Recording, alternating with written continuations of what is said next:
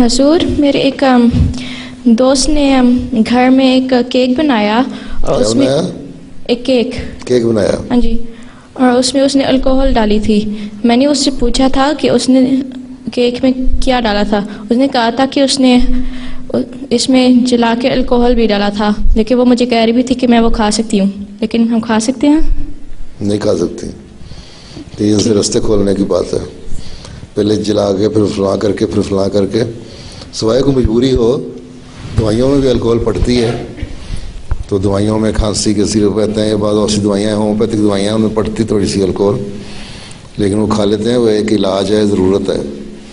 ये खाने के बहाने जो खाना है ना, ये गलत है। यहाँ के जो नुस्खे आते हैं ना, रेसिपीज़ आती हैं, टीवी पे दिखाते हैं, BBC पे दिखा रहे होते हैं, वहाँ यहाँ भी कुछ चैनल होते होंगे फूड के, उस पर दिखाते होंगे।